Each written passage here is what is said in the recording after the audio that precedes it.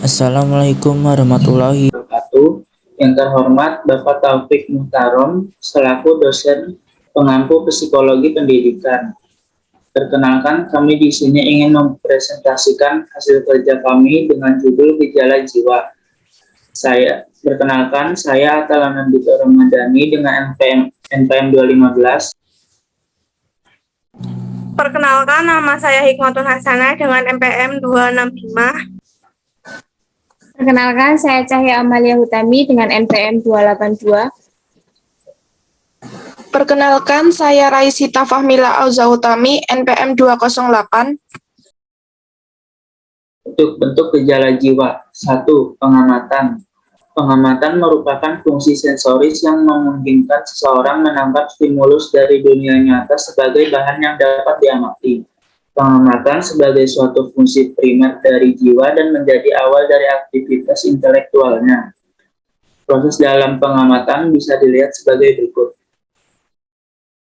1. Harus ada perhatian yang ditujukan kepada perangsang. 2. Ada perangsang yang mengenai alat indera kita. 3.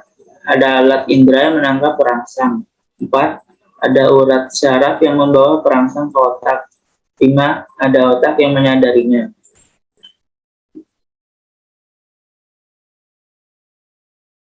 Yang kedua, ada tanggapan dan fantasi. Tanggapan adalah bentuk lanjutan dari perhatian dan pengamatan.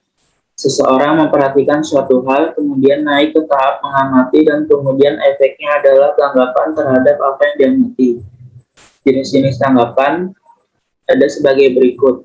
Yang pertama ada tanggapan reproduksi, yang kedua ada tanggapan imajiner, yang ketiga ada tanggapan halusinasi, yang keempat ada tanggapan editis. Yang kedua, fantasi. Fantasi merupakan sesuatu yang berhubungan dengan khayalan atau sesuatu yang tidak benar-benar ada dan hanya ada dalam pikiran. Fantasi menurut Yanto Subianto adalah kemampuan jiwa untuk membentuk tanggapan-tanggapan atau bayangan-bayangan baru. Yang mempengaruhi fantasi, yang pertama ada kurang adanya penggunaan waktu luang. Yang kedua, adanya harapan-harapan yang tinggi. Yang ketiga, adanya kesulitan pemecahan masalah. Yang keempat, adanya kelemahan pribadi. Yang kelima, adanya perasaan pesimis terhadap masa depan. Selanjutnya adalah jenis-jenis fantasi. Jenis-jenis fantasi adalah sebagai berikut. Yang pertama adalah fantasi disadari merupakan fantasi yang terjadi disadari oleh individu tersebut. Misalnya, seseorang sedang berimajinasi tentang suatu kejadian untuk novelnya. Untuk yang kedua yaitu fantasi yang tidak disadari. Fantasi yang tidak disadari merupakan fantasi yang terjadi tanpa disadari atau disengaja oleh seseorang. Fantasi ini terjadi pada anak-anak. Selanjutnya yaitu fantasi aktif merupakan fantasi yang terjadi melibatkan secara aktif gejala-gejala jiwa. Gejala-gejala jiwa lain seperti pikiran, kemauan, dan perasaan. Selanjutnya, fantasi pasif. Fantasi pasif merupakan fantasi yang tidak melibatkan gejala-gejala jiwa lain secara pasif. Fantasi pasif seolah-olah kesadaran dibiarkan untuk tetap bermain daya fantasinya. Untuk yang selanjutnya, yaitu fantasi mencipta. Fantasi mencipta merupakan fantasi aktif yang mampu menghasilkan karya kreatif. Misalnya lagu, lukisan, cerpen, novel, dan sebagainya. Untuk selanjutnya yaitu fantasi tuntunan. Fantasi tuntunan merupakan fantasi aktif yang terjadi di bawah tuntunan sesuatu. Misalnya fantasi yang timbul pada saat membaca novel, melihat film, mendengarkan lagu, dan lain sebagainya. Kemudian selanjutnya yaitu kegunaan fantasi. Kegunaan fantasi yaitu sebagai berikut. 1.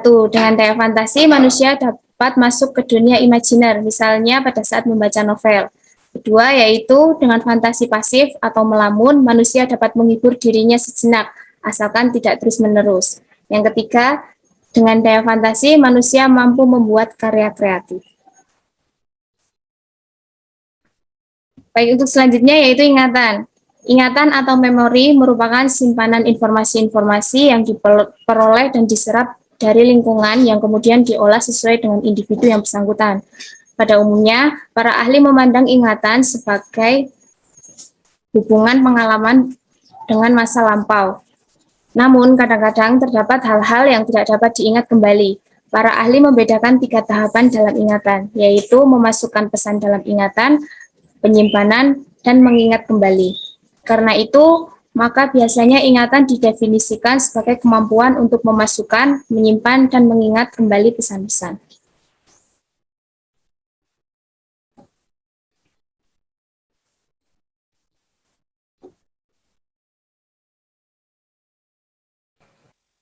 Berpikir merupakan aktivitas kognitif manusia yang cukup kompleks. Berpikir melibatkan berbagai bentuk gejala jiwa yang seperti sensasi, persepsi maupun memori. Para ahli mendefinisikan berpikir sebagai suatu proses mental yang bertujuan memecahkan masalah. Menurut Mayer dalam Solsos 1988, berpikir meliputi 3 kompleks, yaitu 1. Berpikir merupakan aktivitas kognitif. 2. Berpikir merupakan proses yang melibatkan kebeberapaan manipulasi pengetahuan di dalam sistem kognitif. 3. Berpikir diarahkan dan menghasilkan perubahan pemecahan masalah.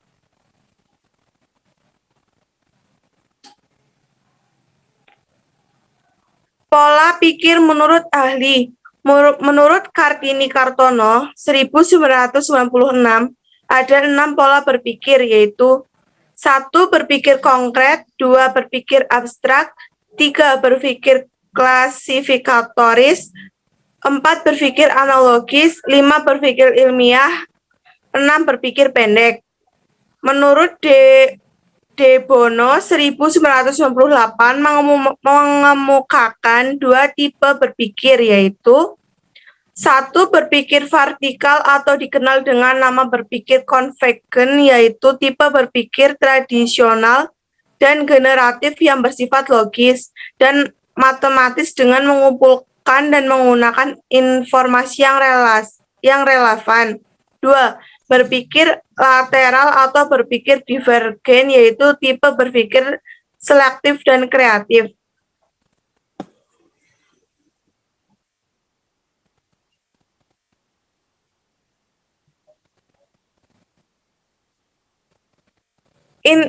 Inteligensi atau sering disebut kecerdasan intelektual adalah suatu kemampuan mental yang melibatkan berpikir secara rasional, sehingga inteligensi tidak bisa diamati secara langsung, melainkan harus melalui penarikan kesimpulan dari berbagai tindakan nyata yang merupakan manifestasi dari proses berpikir rasional tersebut.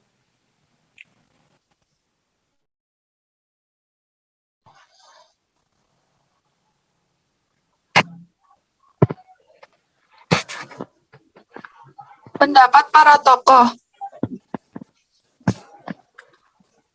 Omrod 2028 mengemukakan bahwa inteligensi merupakan kemampuan untuk mengaplikasikan secara fleksibel pengetahuan dan pengalaman yang telah diperoleh untuk menghadapi tugas-tugas baru yang menantang. Sandrock 2008 merupakan kemampuan dalam menyelesaikan masalah serta menyesuaikan diri dan belajar dari pengalaman hidup.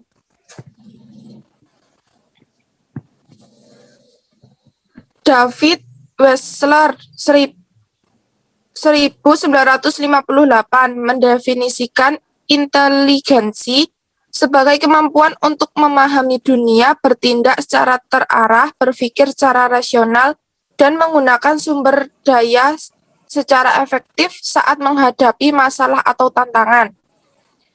Selanjutnya, Walters dan Gardner 1986 mendefinisikan inteligensi sebagai serangkaian kemampuan-kemampuan yang memungkinkan individu memecahkan masalah atau produk sebagai konsekuensi eksistensi suatu budaya tertentu.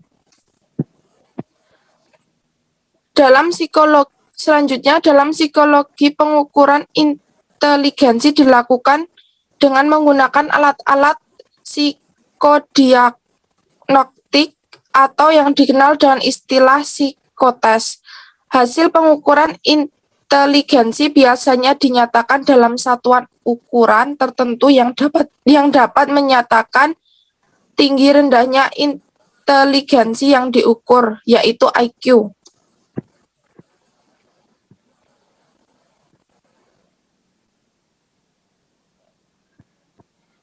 Selanjutnya, emosi. Emosi diartikan sebagai tergugahnya perasaan yang disertai dengan perubahan-perubahan yang dalam tubuh. Misalnya, otot menegang, jantung berdebar. Kartono 1987. Goleman dan kawan-kawan dalam Deporter 2000 menyatakan bahwa tanpa keterlibatan emosi, kegiatan syaraf otak kurang dari yang dibutuhkan untuk merekatkan pelajaran dalam ingatan. Suasana emosi yang positif atau menyenangkan dan negatif atau tidak menyenangkan membawa pengaruh pada cara kerja struktur otak manusia dan akan berpengaruh pula dalam proses dan hasil belajar. Selanjutnya, motivasi. Motivasi diartikan sebagai suatu kondisi yang menyebabkan atau menimbulkan perilaku tertentu dan memberikan arah dan ketahanan pada tingkah laku tersebut. Motivasi belajar yang tinggi tercermin dari ketekunan yang tidak mudah patah untuk mencapai sukses meskipun dihadang oleh berbagai kesulitan. Motivasi yang tinggi dapat menggiatkan aktivitas belajar siswa. Motivasi tinggi dapat ditemukan dalam sifat perilaku siswa antara lain: 1. Adanya kualitas keterlibatan siswa dalam belajar yang sangat tinggi. 2. Adanya perasaan dan keterlibatan efektif siswa yang tinggi dalam belajar. 3. Adanya upaya siswa untuk senantiasa memelihara atau menjaga agar senantiasa memiliki motivasi belajar tinggi. Berikutnya kesimpulannya, berdasarkan pemaparan di atas, maka dapat disimpulkan bahwa bentuk-bentuk gejala jiwa itu ada pengamatan, tanggapan dan fantasi, ingatan, berpikir, inteligensi, emosi, dan motivasi. Pengamatan memungkinkan seseorang menangkap stimulus dari dunia nyata sebagai bahan yang dapat diminati. Tanggapan adalah bentuk kelanjutan dari perhatian dan pengamatan. Seseorang memperhatikan suatu hal, kemudian mengamati dan menanggapi apa yang terjadi. Fantasi berhubungan dengan khayalan atau sesuatu yang tidak benar-benar ada dan hanya dalam pikiran. Ingatan didefinisikan sebagai kemampuan untuk memasukkan, menyimpan, dan mengingat kembali pesan-pesan. Berpikir sebagai suatu proses mental yang bertujuan memecahkan masalah. Inteligensi adalah suatu kemampuan mental yang melibatkan proses berpikir secara rasional. Dengan emosi, manusia bisa merasakan senang, sedih, cemburu, cinta, aman, takut, semangat, dan lain-lainnya. Dan yang terakhir, motivasi. Motivasi diartikan sebagai suatu kondisi yang menyebabkan atau menimbulkan perilaku tertentu dan yang memberi arah dan ketahanan pada tingkah laku tersebut. Sekian, terima kasih. Jika ada kesalahan dalam bertutur kata, kami mohon maaf. Wassalamualaikum warahmatullahi wabarakatuh.